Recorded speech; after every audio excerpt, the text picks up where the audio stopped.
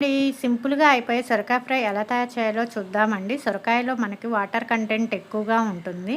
సొరకాయతో మనం చాలా రకాల డిషెస్ చేసుకోవచ్చండి.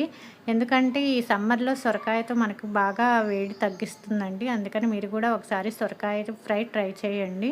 ఇక్కడ నేను ఒక లేత సొరకాయని తీసుకున్నానండి. సొరకాయని తీసుకొని దీన్ని నేను 2 భాగాలుగా కట్ చేసుకొని ఒక పీలర్ తీసుకొని ఇలాగా సొరకాయ మీద ఉన్నటువంటి చెక్కును మొత్తం తీసివేసుకున్నాను. ఇలా సొరకాయ మీద చెక్కంతా తీసేసుకొని మనకు కావాల్సినట్టుగా మనం దీన్ని కట్ చేసుకోవచ్చండి. నేను ఇక్కడ సొరకాయని మళ్ళీ 2 భాగాలుగా చేసుకొని ఇక్కడ చూపిస్తున్నట్టుగా నేను చాలా సన్నగా ముక్కల్ని కట్ చేసుకున్నానండి. మీరు కూడా మీకు నచ్చిన షేప్‌లో మీరు సొరకాయ ముక్కల్ని కట్ చేసుకోండి. ఇలా సొరకాయ ముక్కల్ని కట్ చేసుకొని అలాగనే ఒక ఆనియన్‌ని కూడా కట్ చేసుకొని పక్కన పెట్టుకున్నాను. ఆ తర్వాత ఒక కళాయి స్టవ్ మీద పెట్టుకొని డీప్ ఫ్రైకి సరిపడా ఆయిల్ పోసుకున్నానండి.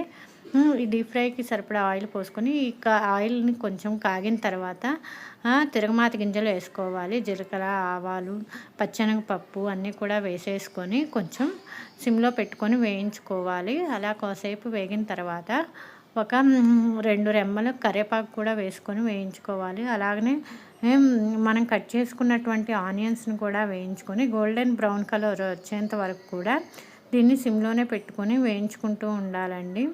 ఇలాగ మొత్తం వేగిన తర్వాత మనం కట్ చేసుకున్నటువంటి సొరకాయలని ముక్కలు మొత్తాన్ని కూడా ఈ కళాయిలో వేసుకోవాలి. వేసుకొని బాగా కలుపుకోవాలి. ఆయిల్ అంతా మిక్స్ అయ్యేటట్టుగా బాగా కలుపుకోవాలి.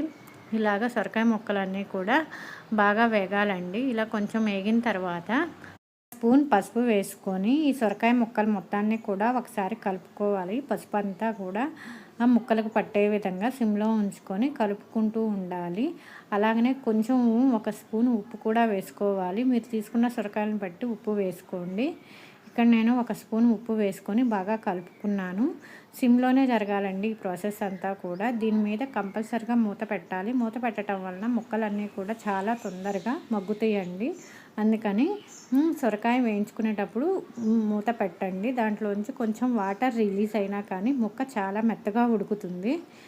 ఇలాగా కొంచెం వాటర్ రిలీజ్ అవుతుంది. ఆ తర్వాత ముక్క కూడా చాలా మెత్తగా ఉడుకుతుందండి. చాలా సాఫ్ట్గా అయిపోతుంది.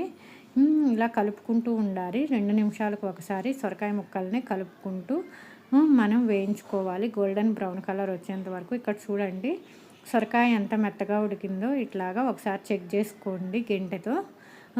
మనం అన్ని ముక్కలు కోసాము, కొంచెమే కర్రీ అయిందండి. అంతేనండి. ఎక్కువ ముక్కలు ఉన్నా కానీ ఫ్రై మనకి కొంచెమే అవుతుంది. అలాగనే మీ కారానికి తగ్గట్టుగా కొంచెం కారం కూడా వేసుకోండి. నేను ఇక్కడ ఒక స్పూన్ కారం వేసుకొని కలుపుకున్నాను. అలాగనే కొంచెం ధనియాల పొడి ఉంటే ధనియాల పొడి కూడా వేసుకోండి. ఫ్లేవర్ చాలా బాగుంటుంది. ధనియాల పొడి కూడా వేసుకొని కలుపుకోండి. ఇదంతా కూడా సిమ్లోనే వేయించుకుంటూ ఉండండి. ఆ తర్వాత లాస్ట్లో ఒక 2 స్పూన్స్ కొబ్బరి పొడి వేసుకోండి. కొబ్బరి పొడి వల్ల కర్రీ చాలా టేస్ట్గా ఉంటుంది. అన్నంలో కూడా కర్రీ బాగా కలుస్తుందండి. ఈ సొరకాయ ఫ్రై మనకి సాంబార్లోకి కానీ పప్పులోకి కానీ సైడ్ డిష్గా చాలా బాగుంటుంది. ఈ చపాతీలోకి కూడా తినచ్చండి. చాలా టేస్ట్గా ఉంటుంది. అలాగనే చివరిలో మనం కొత్తిమీరతో గార్నిష్ చేసుకోవాలి. అంతేనండి. చాలా సింపుల్గా అయిపోతుంది. మీరు కూడా ఒకసారి ట్రై చేయండి. పిల్లలు కూడా ఎంతో ఇష్టంగా తింటారు. ఒకసారి మీరు కూడా ట్రై చేసి చూడండి. సొరకాయ ఫ్రై చాలా బాగుంటుంది.